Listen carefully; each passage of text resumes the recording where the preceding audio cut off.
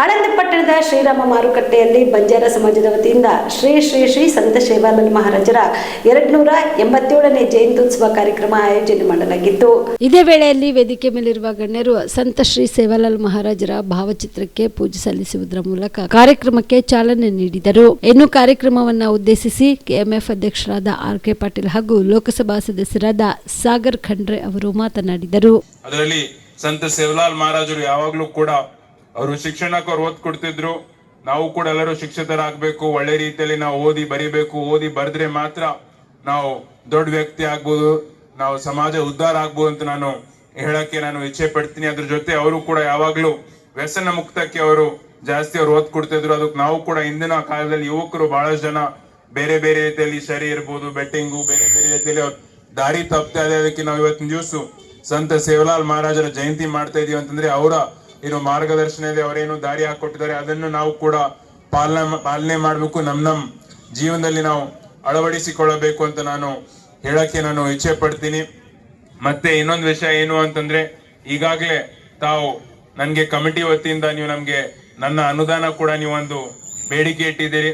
ಅದಕ್ಕೆ ನೀವು ಕೂಡ ಬೇಡಿಕೆ ಇಟ್ಟಿದ್ದೀರಿ. ಬಿ.ಆರ್. ಪಾಟೀಲ್ ಸರ್ ಅವರು ಕೂಡ ನನಗೆ ಹೇಳಿದ್ರು. ಅದಕ್ಕೆ ನಾನು ಕೂಡ ನಿಮ್ಗೆ ಇವತ್ತಿನ ದಿವಸ ಹೇಳಕ್ಕೆ ಇಚ್ಛೆ ಪಡ್ತೀನಿ ಕಿ ನನ್ನ ಏನು MP ಲಾಡ್ ಅನುದಾನ ಇದೆ, MP ಲಾಡ್ ಅನುದಾನ ವತಿಯಿಂದ 50 ಲಕ್ಷ ರೂಪಾಯಿ ನಾನು ನಿಮ್ಗೆ ಕೊಡ್ತೀನಿ ಅಂತ ನಾನು ಬಹಳ ಖುಷಿಯಿಂದ ಹೆಮ್ಮೆಯಿಂದ ಹೇಳ್ತೀನಿ.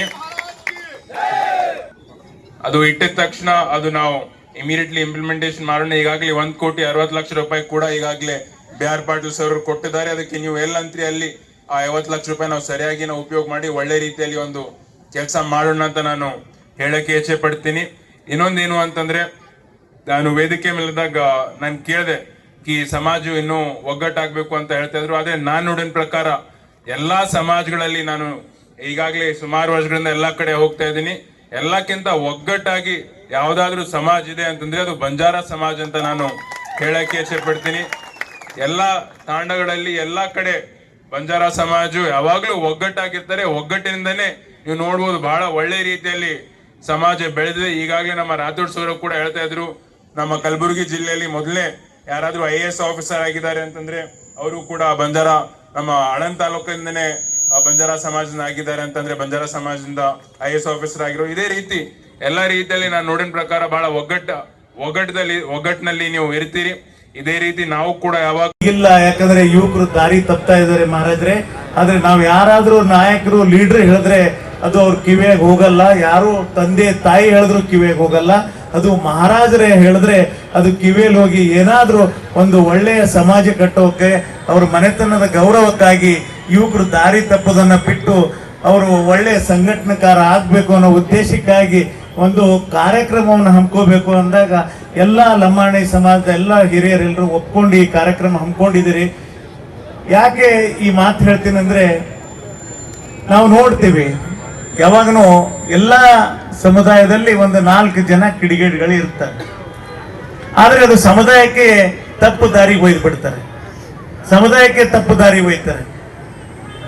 ಅದಕ್ಕಾಗಿ ಲಂಬಾಣಿ ಸಮಾಜದ ಸೇವಾಲಾಲ್ ಮಹಾರಾಜರ ಜಯಂತಿ ಮೊದಲು ಕರ್ನಾಟಕ ರಾಜ್ಯದಲ್ಲಿ ಸಿದ್ದರಾಮಯ್ಯ ಸರ್ಕಾರದಿಂದ ಏನಾದ್ರೂ ಆಚರಣೆ ಆಗುತ್ತಂದ್ರೆ ಅದು ಲಂಬಾಣಿ ಸಮಾಜದ್ದು ಸಿದ್ದರಾಮಯ್ಯ ಅವರ ಸರ್ಕಾರದಲ್ಲಿ.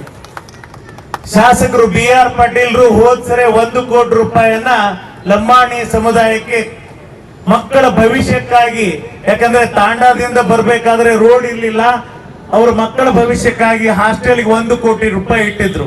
ಅದು ಅನಿವಾರ್ಯ ಕಾರಣದಿಂದ ಆ ದುಡ್ಡು ವಾಪಸ್ ಬೇರೆ ಕಡೆ ಹೋಯ್ತು. ಅದಾದ್ಮೇಲೆ ಮತ್ತೆ ಈಗ 1,60,00,000 ರೂಪಾಯಿ ಇಟ್ಟಿದ್ದೆ, ಅದು ಸ್ಯಾಂಕ್ಷನ್ ಕೂಡ ಆಗಿದೆ, ಅದು ಟೆಂಡರ್ ಹಂತದಲ್ಲಿದೆ, ಅದು ಕಾಪಿ ಕೂಡ ತಂದಿದೀವಿ.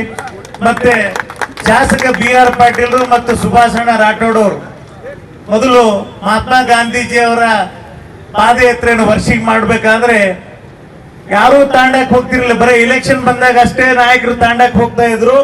ಆವಾಗ ಪಾದಯಾತ್ರೆ ಮುಖಾಂತರ ಏನಾದ್ರು ಲಂಬಾಣಿ ತಾಂಡಗಳಿಗೆ ಹೋಗಿದ್ರಂದ್ರೆ ಅದು ಶಾಸಕ ಬಿ.ಆರ್. ಪಾಟೀಲ್ ಮತ್ತು ಸುಭಾಷ್ ರಾಠೋಡ್ ಅವರು.